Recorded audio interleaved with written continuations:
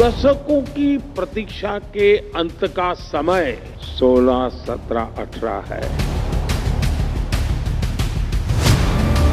वैदिक काल में अगर देखेंगे तो नारी निर्णायक रही है, नारी अग्रणी रही। जन्म से लेकर के अंतिम तक वो देवी रहती है, पुरुष देव तो नहीं रहता है।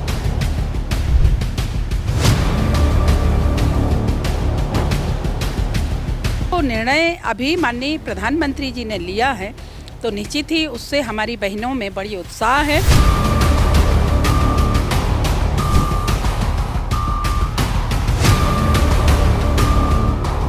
कांग्रेस पार्टी ने हमेशा से ये सोचा है कि महिला आरक्षण बिल आना चाहिए। कांग्रेस से भी अपेक्षा रखूंगी कि जहां नारी की शक्ति की बात हो, जहां नारी को स्वावलंबी बनाने की बात हो, जहां नारी के नेतृत्व की बात हो, वहां उम्मीद करूंगी कि कांग्रेस भी इसका पूर्ण समर्थन करे। और कांग्रेस का रुख हमेशा से रहा है कि हर वर्ग की महिला को अधिकारिता मिलनी चाहिए। कांग्रेस ने पहले भी कहा है और आज भी ये कहना चाहती है कि इसमें हर वर्ग की महिलाओं को अधिकारिता मिलनी चाहिए। नमस्कार, स्वागत है आपका। टीवी 27 न्यूज देख रहे हैं आप। मैं हूं आपके साथ प्रशिता शर्मा। हिंदी साहित्य के सशक्त हस्ताक्षर रहे जयशंकर प्रसाद ने महिलाओं को गौरव, करुणा और श्रद्धा रूप को रेखांकित करते कुछ पंक्तियां लिखी थी। नारी तुम केवल श्रद्धा हो। लेकिन कालांतर में नारी की ये व्याख्या सत्ता के साकेत तक पहुंचाने के लिए महज एक मुद्दा बन चुकी है। जाति धर्म की राजनीति से जब राजनीतिक दल उकता गए तो जेंडर पॉलिटिक्स पर आ गए। वे अब मास्टर स्ट्रोक के रूप में महिला कार्ड खेलते आ रहे हैं। इस दाव पेच में भाजपा हो या कांग्रेस, जनता दल हो या झारखंड मुक्ति मोर्चा, सब सीधे महिला मतदाताओं को लाभान्वित कर ही सत्तारूढ़ हुए हैं। बदलाव की इस बयार को प्रधानमंत्री नरेंद्र मोदी ने पहले ही भांप लिया था। इसीलिए साल 2023 में ही नारी शक्ति वंदन अधिनियम बिल को लोकसभा, राज्यसभा से पास कराकर कानून बना दिया गया, लेकिन लागू नहीं किया गया। अब साल 2026 में वो कानून मूर्त रूप लेने जा रहा है। इसकी प्रभावी पहल निश्चित ही प्रधानमंत्री नरेंद्र मोदी ने की है। उनकी मंशा है कि लोकसभा और विधानसभाओं की सीटों पर 33% महिलाओं को प्रतिनिधित्व मिलना चाहिए। इसी उद्देश्य से उन्होंने 16, 17, 18 को लोकसभा का विशेष सत्र आहूत किया है। उम्मीद है कि सर्वसम्मति से यह संशोधित विधेयक लोकसभा से पास हो जाएगा। राज्यसभा से भी इसके पास होने की पूरी संभावना है। सबसे अच्छी बात यह है कि देश की राष्ट्रपति की कुर्सी पर भी एक महिला यानी द्रौपदी मुर्मू आसीन है। इसलिए इस अधिनियम को कानूनी जामा पहनाने में कोई दिक्कत या परेशानी नहीं आएगी। भारत 21वीं सदी के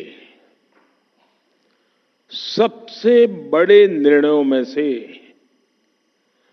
एक निर्णय लेने जा रहा है।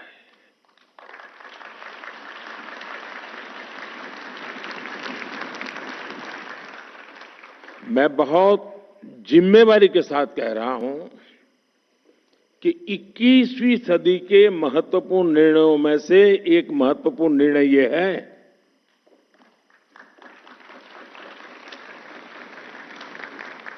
ये निर्णय नारी शक्ति को समर्पित है।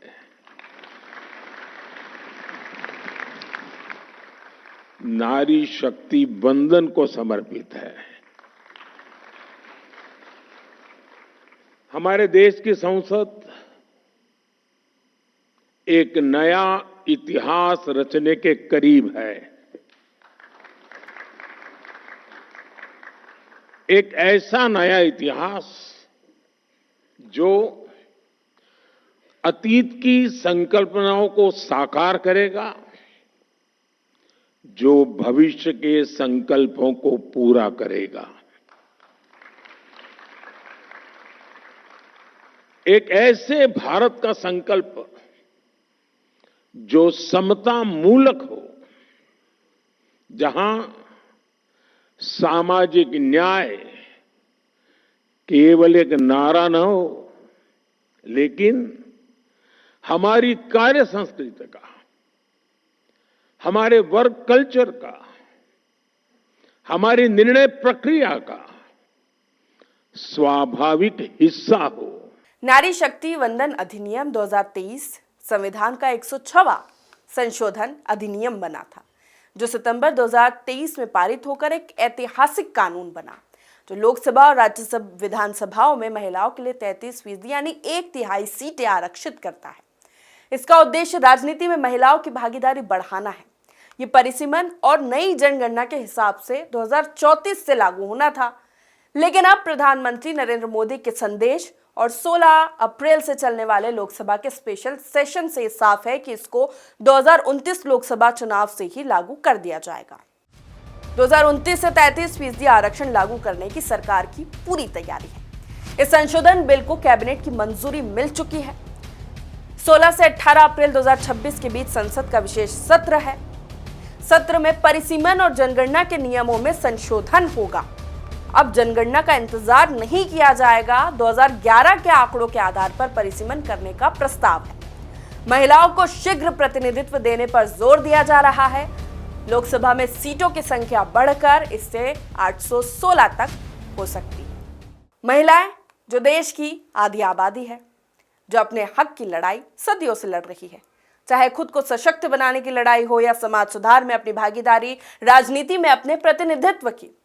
दशकों लड़ाई लड़ने के बाद अब राजनीति में महिलाओं का प्रतिनिधित्व प्रबल होने जा रहा है। लेकिन ये लड़ाई आज की नहीं है। सरकार बदलती रही, कई सालों तक नारी शक्ति वंदन अधिनियम चर्चा और बिल का रूप लेकर सदनों में घूमता रहा। महिलाओं के 33% प्रतिनिधित्व की ये लड़ाई कब से चली आ रही है, चलिए जानते हैं। महिला आरक्षण बिल यानी नारी शक्ति वंदन अधिनियम की चर्चा और प्रयास लगभग 3 दशक पुराने हैं, जिसकी शुरुआत औपचारिक रूप से 1996 में HD देवगौड़ा सरकार के दौरान पहली बार संसद में बिल पेश करने के साथ हुई थी।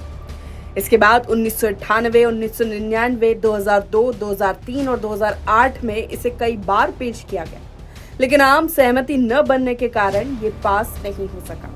मनमोहन सिंह सरकार के दौरान ये बिल 9 मार्च 2010 को राज्यसभा से भारी बहुमत से पारित हुआ था, लेकिन लोकसभा से पास नहीं हो पाया था। बीजेपी, वाम दलों और JDU ने बिल का समर्थन किया था। UPA सरकार ने इस बिल को लोकसभा में पेश नहीं किया। इसका विरोध करने वालों में समाजवादी पार्टी और राष्ट्रीय जनता दल शामिल थी। ये दोनों दल UPA का हिस्सा थे। कांग्रेस को डर था कि अगर उसने बिल को लोकसभा में पेश किया तो उसकी सरकार खतरे में पड़ सकती है। बिल में संसद और राज्यों के विधानसभाओं में महिलाओं के लिए 33% आरक्षण का प्रस्ताव था। इस 33% आरक्षण के भीतर ही अनुसूचित जाति यानी SC, अनुसूचित जनजाति यानी ST के लिए उप आरक्षण का प्रावधान था, लेकिन अन्य पिछड़ा वर्ग के लिए आरक्षण का प्रावधान नहीं था। इन 3 दशकों में नारी शक्ति वंदन अधिनियम की वकालत तो हर दल ने की, लिहाजा अभी तक कोई भी दल ने अपने संगठन में महिलाओं के प्रतिनिधित्व को लेकर प्रभावी कदम नहीं उठाए हैं। देखा जाए तो सवाल कई है। क्या इस बिल से वाकई महिलाओं को स्वतंत्र रूप से और प्रभावी ढंग से राजनीति में प्रतिनिधित्व मिल पाएगा? बेबाकी से महिलाएं अपनी बात रख पाएंगी? क्या सिर्फ ये एक राजनीतिक स्टंट बनकर तो नहीं रह जाएगा? ये सवाल उठना लाजमी है, क्योंकि गांव में सरपंच पति, पार्षद पति जैसी परिस्थितियां भी हमने देखी है, तो क्या अब MP पति और MLA पति भी होगा? इन सवालों पर राजनीतिक विश्लेषक का क्या कहना है, समझते हैं। ये ठीक है कि इस तरह के उदाहरण आए थे, लेकिन एक ये प्रारंभिक स्थिति है। धीरे धीरे करके अब महिलाओं में जो विकास आ रहा है, तो ये बात सही है कि शुरुआत में जब ये मध्य प्रदेश में पंचायतों में ये नियम लागू हुआ था, तो कई आधे से ज़्यादा ऐसे पंचायतें थी जहाँ पति काम करते थे, लेकिन अब धीरे धीरे उनका प्रतिशत गिरा है। वो प्रतिशत गिर करके अब महिलाएं काम कर रही। हालांकि कुछ उदाहरण अभी भी ऐसे हैं, लेकिन मैं समझता हूँ चूँकि महिला बंद थी, वो बंद दरवाजे से आकर के एक वक्त सरपंच बनी तो उसको किसी न किसी सहयोग की ज़रूरत थी। लेकिन अब वातावरण बदल रहा है, वो जागृति आ रही है। इस विधेयक के बाद वो जागृति और बढ़ेगी। ये संशोधन बिल पास हुआ तो इसका प्रभाव क्या होगा? आखिर इसको क्यों लाया जा रहा है? दरअसल इस कानून का सबसे बड़ा प्रभाव ही भारत की राजनीति में होगा। राजनीति में महिलाओं की भागीदारी बढ़ेगी। मौजूदा लोकसभा में केवल अभी 14% महिला सांसद है। राज्य में आंकड़ा 10% के आसपास है। ये कानून लागू होता है तो संसद और विधानसभाओं में महिलाओं की संख्या में बड़ा इजाफा होगा। महिलाओं से जुड़े मुद्दों पर और ज्यादा संवेदनशील और प्रभावी नीति निर्माण संभव होगा। लोकतंत्र को आधी आबादी का बड़ा प्रतिनिधित्व अधिक संतुलित और समावेशी बना सकता है। सुनने में सब अच्छा है, लेकिन सवाल ये कि विपक्ष क्यों हंगामा कर रहा है, क्यों इसका विरोध कर रहा है? चलिए जानते हैं। विपक्ष इस बिल का सिद्धांततः समर्थन करता है, लेकिन इसके क्रियान्वयन और प्रक्रिया पर गंभीर सवाल उठा रहा है। सबसे पहला ओबीसी आरक्षण की मांग। कांग्रेस नेता राहुल गांधी ने इस बिल को अधूरा बताया है, क्योंकि इसमें ओबीसी महिलाओं के लिए अलग कोटा नहीं है। उनका कहना है कि बिना कोटा के यह आरक्षण सामाजिक न्याय के लक्ष्य को पूरा नहीं करेगा। दूसरी ओर कांग्रेस अध्यक्ष मल्लिकार्जुन खड़गे ने सरकार को पत्र लिखा, सर्वदलीय बैठक की मांग की थी और कहा कि इस मुद्दे पर स्पष्ट रोड मैप जरूरी है। साथ ही विपक्ष 2026 के विशेष सत्र को चुनावी स्टंट बता रहा है। इतना ही नहीं, जनगणना और इस बिल के आधार पर सवाल उठाए जा रहे हैं। 2011 की जनगणना को आधार बनाने पर सवाल उठाते हुए कहा कि महिला आरक्षण बिल का आधार ही निराधार है। तो महिला आरक्षण बिल लंबे समय से 3 दशक लगभग मान ले तो लंबे समय से इसको लेकर कानून बनने की प्रक्रिया चल रही थी, लेकिन 2023 में कानून बना, लेकिन परिसीमन के चक्कर में कहीं फंस गया। अब फिर ये चर्चाएं शुरू हो चुकी है, स्पेशल सेशन लग रहा है, इसको पास कराने की बात कही जा रही है। कैसे देखते हैं? देखिए, वर्तमान जो परिदृश्य है जिसमें मोदी सरकार ने ये विशेष संसद का सत्र बुलाने की बात की है, ये निश्चित तौर से आगामी बंगाल के चुनाव में जो उन्हें अपनी अपेक्षित हार दिख रही है उसको सामने रखते हुए उन्होंने लिया है, ताकि वे बंगाल के चुनाव में इस महिला आरक्षण विधेयक की चर्चा करके उसका राजनीतिक लाभ ले सकें। कांग्रेस ने तो हमेशा से ही महिलाओं को अधिकारिता दी है, चाहे हम राष्ट्रीय अध्यक्ष की बात करें या राष्ट्रपति बनाने की बात हो या महिला स्पीकर बनाने की बात हो, कांग्रेस ने हमेशा ही महिलाओं को राजनीतिक रूप से सशक्त बनाने के लिए कदम उठाए हैं और अपना समर्थन दिया है। अगर हम पीछे देखें तो जब 73वां और 74वां संविधान संशोधन लागू हुआ था, तब राजीव जी ने कई साल पहले इसकी शुरुआत कर दी थी। और जब मोदी जी ने ये जो महिला सशक्तिकरण विधेयक की जो बात करके इसको जनगणना से लिंक किया था, तब भी कांग्रेस ने ये बात की थी कि यदि हम वास्तविकता में महिलाओं को अधिकार संपन्न बनाना चाहते हैं तो आखिर जनगणना का लाभ हम क्यों इंतजार कर रहे हैं? क्यों नहीं हम आज के जो पूरा सिनेरियो है उसी में हम महिलाओं को आरक्षण क्यों नहीं दे देते हैं?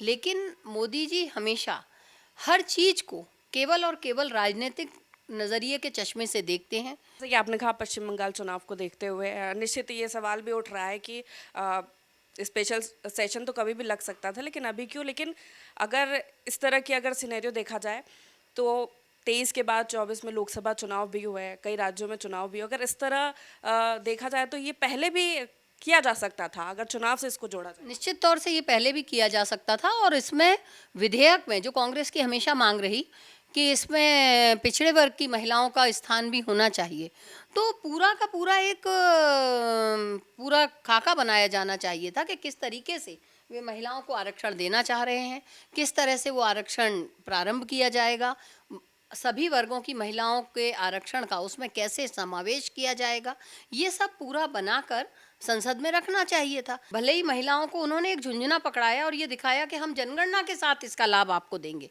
उसमें ना तो पिछड़े वर्ग की महिलाओं के आरक्षण की उन्होंने बात की, ना अन्य वर्ग की महिलाओं के आरक्षण की उसमें बात थी, और फिर उसे उन्होंने जनगणना से जोड़ दिया, जिस जनगणना की उनकी तैयारी नहीं है। कभी वो डिलिमिटेशन की बात करने लगते हैं, वो बात करते हैं कि हम जब सीटें बढ़ाएंगे तब हम महिलाओं को आरक्षण देंगे। आखिर वो अपना नज़रिया स्पष्ट पहले क्यों नहीं कर पाए? हम कह रहे हैं सर्वदलीय बैठक बुला के उसमें पूरा एक मन बनाया जाए, पूरे खाका जो है उस पर चर्चा हो। बंगाल चुनाव के बाद इसे किया जाता तो निश्चित तौर से हर व्यक्ति अपनी बात उसमें रख सकता था। केवल राजनीतिक लाभ लेने के लिए बंगाल चुनाव के पहले ये संसदीय सत्र बुलाया जा रहा है, लेकिन फिर भी मोदी सरकार इसमें वो अधिकारिता देते हुए महिलाओं को नहीं दिख रहे हैं। दूसरा पक्ष इसका देखें तो महिला आरक्षण निश्चित ही लंबे समय से चला आ रहा था, और एक प्रतिनिधित्व 33% प्रतिनिधित्व, एक बड़ा प्रतिनिधित्व देना है राजनीति में, तो एक तरह से महिलाओं के लिए ये फायदेमंद है कानून। देखिए, निश्चित तौर से ये कानून महिलाओं को आरक्षण देने वाला जो कानून बन रहा है, ये महिलाओं को राजनीतिक रूप से सशक्त बनाने के लिए फ़ायदेमंद होगा, लेकिन इसमें जब तक वे अन्य पिछड़ा वर्ग की महिलाएं हों, SC ST की महिलाएं हों, सभी का समावेश नहीं करते, तब तक हर वर्ग की महिला को इसमें प्राथमिकता नहीं मिल पाएगी। तो सर्व सहमति की बात कर रहे हैं प्रधानमंत्री नरेंद्र मोदी। अभी सेशन में क्या देखने को मिलेगा, कांग्रेस का क्या रुख होगा? देखिए लंबी बहस चलेगी। देखिए लंबी बहस चलना चाहिए, और कांग्रेस का रुख हमेशा से रहा है कि हर वर्ग की महिला को अधिकारिता मिलनी चाहिए। कांग्रेस ने पहले भी कहा है और आज भी ये कहना चाहती है कि इसमें हर वर्ग की महिलाओं को अधिकारिता मिलनी चाहिए। जब ये सर्वसम्मति की बात मोदी जी कर रहे हैं तो ऑल पार्टी बैठक बुलाएं ना, हर वर्ग के प्रतिनिधि को, हर पार्टी के प्रतिनिधि को उसमें बुलाएं, उस पर चर्चा हो, और हर पार्टी इस विधेयक को किस नज़रिए से देखती है और मोदी जी उस विधेयक में क्या लेकर आना चाहते हैं, हर पार्टी को ये पता होना चाहिए। क्यों आप दबी छुपी बात कर रहे हैं? हर पार्टी के सामने आप अपना खाका रखिए, जो आपका फॉर्मेट है उसे रखिए, उस पर चर्चा करवाइए और उसके बाद संसद में लेकर आइए। देखिए, ये तो परिसीमन और जनगणना ये तो एक बहाना है। एक्चुअल में अगर महिला आरक्षण बिल देना चाहते हैं तो उसमें परिसीमन और आरक्षण कोई बाधा नहीं है। हो सकता है, मतलब बिल्कुल हो सकता है। महिलाओं को उनको हक देना चाहिए। जब सीटें बढ़ेगी तब हक और बढ़ जाएगा। यदि 33% आरक्षण देने की बात की जा रही है तो 33% तो अभी वर्तमान में जितनी सीटें उसमें भी दिया जा सकता है। जब संगठन में 50% दिया जा रहा है तो सरकार में भी मिलना चाहिए। विपक्ष के सवालों के बीच चर्चा इस बात की भी है कि 2029 लोकसभा चुनाव से इसे लागू करना क्या चुनावी मैदान तैयार करना है, क्योंकि इस बात पर भी गौर करना होगा। हाल ही में कई राज्यों में हुए विधानसभा चुनावों और लोकसभा चुनाव में महिलाओं ने बढ़ चढ़कर वोट किए हैं और महिलाओं का वोट परसेंट कई सीटों पर पुरुषों के मुकाबले ज्यादा रहा है और राजनीतिक दलों ने भी महिला वोटरों को लुभाने में कोई कसर नहीं छोड़ी। लिहाजा मध्य प्रदेश और छत्तीसगढ़ में बीजेपी की सरकार हो, महाराष्ट्र में महायुति की सरकार हो या झारखंड में सोरेन सरकार, बिहार सरकार, ये दल महिलाओं के भरोसे पे ही सत्ता में काबिज हुए हैं। भारतीय जनता पार्टी आगामी 2029 के लोकसभा चुनाव की तैयारी उसने अभी से शुरू कर दी है और इसको हम एक मास्टर स्ट्रोक के रूप में देख रहे हैं, क्योंकि आप अगर पीछे जाएंगे तो 2019 से 19 के लोकसभा देखें, अपन 24 के लोकसभा चुनाव देखें तो इसमें जो महिलाओं के वोटिंग परसेंटेज है वो पुरुषों से ज़्यादा हुआ है। और इसी वजह से आप देखेंगे कि चाहे राज्यों के चुनाव हो चाहे केंद्र के चुनाव हो, मतलब आम चुनाव हो, तो आप देखेंगे जिन जिन राज्यों ने महिलाओं को डायरेक्ट बेनिफिट दिया है उन राज्यों में सरकार उनकी बनी है। जैसे एग्जाम्पल के तौर पे अगर मध्य प्रदेश की बात करें तो मध्य प्रदेश में शिवराज सिंह चौहान ने लाडली बहना योजना लाए थे। उसी को देखते हुए झारखंड मुक्ति मोर्चा ने झारखंड में वो स्कीम लाए। उसी को ध्यान में रखते हुए महाराष्ट्र में भी ये देखा गया। उसी के मुताबिक आप देखेंगे तेलंगाना में भी उन्होंने विमेंस को टारगेट किया। तो सबसे अच्छी बात यह है कि जितने भी पहले दल थे वो युवाओं को ध्यान में रख कर स्कीम बनाते थे, मगर पिछले कई सालों से देखने में आ रहा है कि महिलाओं पे फोकस किया जा रहा है, आधी आबादी को टारगेट किया जा रहा है। और ये मेरे ख्याल से राजनीति का नया ट्रेंड है और नए ट्रेंड के आधार पर ये कह सकते हैं हम कि आगे आने वाली जो राजनीति है, आने वाले समय में जो पॉलिटिक्स है, पूरे देश की राजनीति जो है वो जाति धर्म से इतर हटके, अलग हटके वो जा रही है जेंडर पॉलिटिक्स की ओर। तो ये उसका प्रत्यक्ष प्रमाण है और ये मान के चलिए कि इसका अभी लोग बाकी जो राजनीतिक दल हैं, चाहे हम कांग्रेस की बात करें चाहे तीसरे मोर्चे की बात करें, कोई भी दल इस लेवल तक सोच ही नहीं पा रहा है। और भारतीय जनता पार्टी इतने आगे तक की सोच लेके जा रही है और इसका इनके पास अभी कोई मेरे को लगता नहीं कोई इनके पास तोड़ है अभी। तो ये मान के चलिए कि ये 2029 के चुनाव की पूरी तैयारी है, पूरी एक्सरसाइज है और 2029 का चुनाव क्लीन स्वीप से जीतने का ये एक इरादा है। मुझे लगता नहीं है कि कोई भी दल इसमें खुल कर के विरोध कर पाएगा, क्योंकि खुलकर विरोध करना मतलब आधी आबादी के खिलाफ जाना है। तो ये मान के चलिए कि इसमें टेक्निकल इशू ला करके इसको उलझा सकते हैं कि 2011 के सेंसस से नहीं, आगे वाले सेंसस से करो, 29 से नहीं 34 से करो। इस तरह की टेक्निकल चीज़ें विपक्ष ला सकता है और इस तरह के टेक्निकल चीज़ों को ला करके इसको रोक सकता है। लेकिन मुझे लगता नहीं है कि डायरेक्ट खुलकर कोई भी व्यक्ति इसके खिलाफ आएगा, कोई भी दल सामने आएगा, क्योंकि सबको अपने अपने वोट बैंक की चिंता है। तो ऐसी स्थिति में मुझे नहीं लगता कि कोई भी दल इसका विरोध करेगा, कोई दल इसके खिलाफ आएगा। हाँ, टेक्निकली में जैसे उलझा सकते हैं, जैसे पहले भी हुआ है। ये आपने देखा होगा, पहले भी जब चुनाव हुए हैं, पहले भी जब महिला आरक्षण की बात आई तो हमेशा टेक्निकल के आधार पर उसको उलझाया गया है। वो हो सकता है, बाकी चांसेस कम है बहुत। प्रधानमंत्री नरेंद्र मोदी ने सभी दलों के नेताओं को पत्र लिखकर अपील की है कि संशोधन को पारित करने में सभी एकजुट होकर सामने आए। 16 अप्रैल से संशोधन पर सदन में चर्चा शुरू हो रही है। प्रधानमंत्री नरेंद्र मोदी का यह भी कहना है कि कोई भी समाज तब आगे बढ़ता है जब महिलाओं की भागीदारी निर्णय लेने, नेतृत्व करने में बढ़ती है। देश के विकसित भारत का सपना पूरा करने के लिए यह जरूरी है कि नारी शक्ति अपनी पूरी क्षमता के साथ जुड़े। केंद्रीय कैबिनेट ने 8 अप्रैल 2026 को संविधान संशोधन विधेयक परिसीमन संबंधित विधेयक को मंजूरी दे दी है, जिस पर संसद में 16 अप्रैल से चर्चा होगी। लोकसभा और राज्यसभा में संशोधन विधेयक का पास होना जरूरी है। इसके बाद इसे राष्ट्रपति की मंजूरी के लिए भेजा जाएगा, जिसके बाद यह अधिनियम लागू होगा। अभी फिलहाल इस विधेयक के अधिनियम बनने की प्रक्रिया संसद में मंजूरी मिलने पर निर्भर करती है। यदि दोनों सदनों में इसे मंजूर किया जाता है तो साल 2029 के लोकसभा चुनाव में महिलाओं की भागीदारी में बड़ी वृद्धि देखने को मिलेगी। मंत्री संपत्ति उइके जी हमारे साथ मौजूद है। सबसे पहले बहुत स्वागत है टीवी 27 न्यूज़ में आपका। मैम, जिस तरह से 2023 में ही नारी शक्ति अधिनियम कानून बन गया था, लेकिन ये था कि लागू 2034 से किया जाएगा, लेकिन फिलहाल जो सुगबुगाहट तेज़ हो चुकी है, स्पेशल सेशन लगने वाला है और सरकार का यही प्रयास है कि 2029 से इसको लागू कर दिया जाए और महिलाओं को 33% आरक्षण मिल जाए। कैसे देखते हैं? सबसे पहले तो देश के यशस्वी प्रधानमंत्री जी का मैं बहुत ही दिल की गहराई से आभार व्यक्त करती हूँ, अभिनंदन करती हूँ।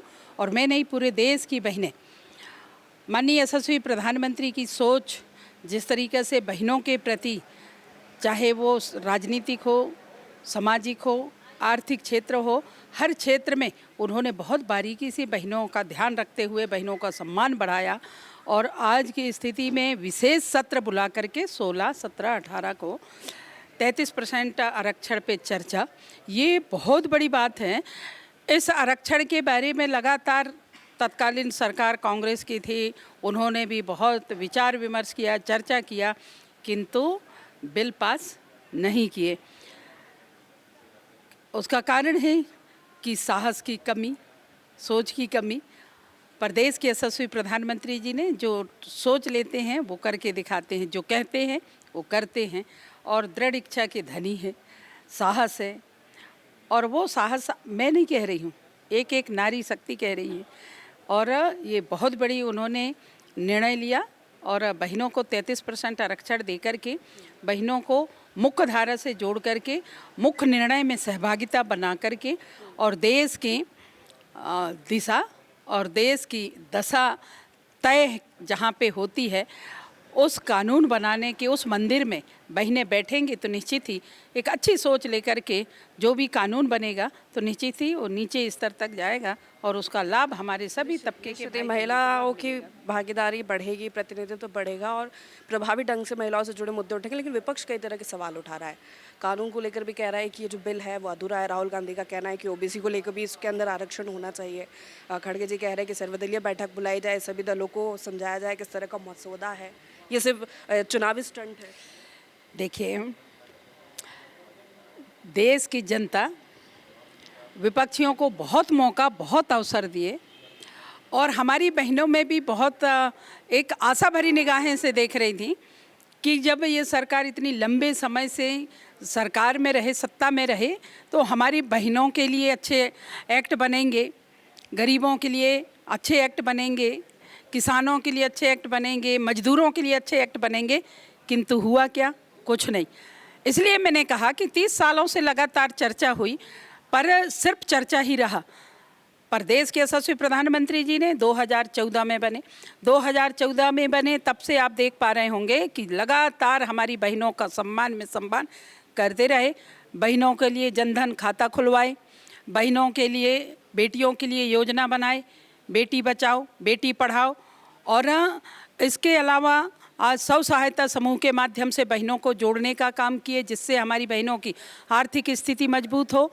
उसको लेकर के 90 लाख स्व सहायता समूह देश के अंदर बने और उसमें हमारे 10 करोड़ से ज़्यादा बहनें जुड़े और उस पे लखपति दीदी हमारी बहनों को बनाया गया, जिसमें आज की स्थिति में देश के अंदर 3 करोड़ से ज़्यादा लखपति दीदी हमारी बनी। और आर्थिक स्थिति से जिस तरीके से हमारी बहनें सशक्त हुई, तो निश्चित ही तत्कालीन सरकार थी वो सशक्तिकरण, महिला सशक्तिकरण का नाम लिए, किंतु महिलाओं को सशक्त करने का काम देश के यशस्वी प्रधानमंत्री भारतीय जनता पार्टी की सरकार ने किया और महिलाएं सशक्त हुई और आर्थिक स्थिति से मजबूत हुई और आज राजनीतिक स्थिति से भी मजबूत होंगी। 33% आरक्षण बहनों को मिलेगी तो निश्चित ही लोकसभा में प्रतिनिधित्व करेंगे और विधानसभा में प्रतिनिधित्व करेंगे। और जब जो देश के निर्णय होंगे उस निर्णय में भी बहनों की भागीदारी होगी। घर में जो हमारी बहन है, उस बहन में भी उनके घर के चाहे पति हो चाहे ससुर हो, वो भी हमारी बहनों को कहेंगे कि आओ ये निर्णय हम ले रहे हैं तो ये सही है कि गलत है। इस पे भी आप लोगों की सहभागिता होनी चाहिए। मुझे लगता है कि एक नए युग की शुरुआत इस वुमेन रिजर्वेशन बिल के माध्यम से हो रही है। एक पूरी शताब्दी लग गई देश की बेटियों को, देश की महिलाओं को इस दौर से गुजरने में कि जहां बेटी बचाओ से शुरू हुए थे, बेटी पढ़ाओ में आए और अब बेटी बढ़ाओ की ओर बढ़ रहे हैं। ये नारी शक्ति वंदन अधिनियम सच में देश की प्रगति को एक अलग मुकाम पे लेके जाएगा। निर्णयों में सहभागिता, पॉलिसी मेकिंग में आपका उपस्थित रहना पूरे समाज को, पूरे महिला जगत को और पूरे देश को प्रगति की उस नए आयाम पे पहुंचाएगा जहां पे हर निर्णय में देश की महिला की सहभागिता होगी। और इसको हमने राजनीति से ऊपर उठकर देखना चाहिए। ये संपूर्ण महिला जगत का विषय है। विभिन्न विचार, हमारे डेमोक्रेसी है ना, विभिन्न विचारधाराओं की बहनें समाज में निकल के काम करती हैं। तो जब तक स्वस्थ प्रतिस्पर्धा नहीं होगी तब तक कैसे होगा? इसलिए सभी क्षेत्र से महिलाएं निकल के आएं और नेतृत्व प्रदान करें। कांग्रेस से भी अपेक्षा रखूंगी कि जहां नारी की शक्ति की बात हो, जहां नारी को स्वावलंबी बनाने की बात हो, जहां नारी के नेतृत्व की बात हो, वहां उम्मीद करूंगी कि कांग्रेस भी इसका पूर्ण समर्थन करे, क्योंकि ये राजनीति से ऊपर उठकर ये वो बात है जो हमारे देश को एक अलग पहचान दिलाएगी। महिलाओं ने सदियों से समाज के निर्माण में महत्वपूर्ण भूमिका निभाई है, चाहे वे परिवार का संचालन हो, शिक्षा का प्रसार हो या सामाजिक परिवर्तन की नींव रखना हो। वहीं अगर देश की राजनीति में उनकी हिस्सेदारी की बात करें तो लोकसभा में महिलाओं की संख्या 14 से 15% के आसपास है। वहीं महिला आरक्षण विधेयक के पारित होने के बाद मिला ये 33% आरक्षण जमीनी स्तर पर सकारात्मक प्रभावी बदलाव ला सकता है, जो कि सामूहिक सशक्तिकरण का प्रतीक भी बनेगा। राजनीति में महिलाओं का बढ़ता प्रतिनिधित्व समाज में समानता, न्याय और समावेशी विकास की दिशा में एक जरूरी कदम है, जो नीतियों में संवेदनशीलता, संतुलन और निर्णय लेने की प्रक्रिया को अधिक मानवीय और समावेशी बनाएगा। फिलहाल के लिए इतना ही। देखते रहिए TV27 न्यूज़। नमस्कार। दशकों की प्रतीक्षा के अंत का समय 16, 17, 18 है। वैदिक काल में अगर देखेंगे तो नारी निर्णायक रही है, नारी अग्रणी रही। जन्म से लेकर के अंतिम तक वो देवी रहती है, पुरुष देवता नहीं रहता है।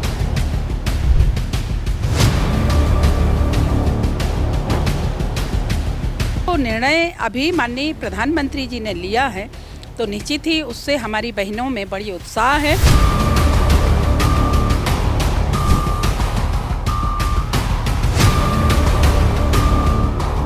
कांग्रेस पार्टी ने हमेशा से ये सोचा है कि महिला आरक्षण बिल आना चाहिए। कांग्रेस से भी अपेक्षा रखूंगी कि जहां नारी की शक्ति की बात हो, जहां नारी को स्वावलंबी बनाने की बात हो, जहां नारी के नेतृत्व की बात हो, वहां उम्मीद करूंगी कि कांग्रेस भी इसका पूर्ण समर्थन करे। और कांग्रेस का रुख हमेशा से रहा है कि हर वर्ग की महिला को अधिकारिता मिलनी चाहिए। कांग्रेस ने पहले भी कहा है और आज भी ये कहना चाहती है कि इसमें हर वर्ग की महिलाओं को अधिकारिता मिलनी चाहिए।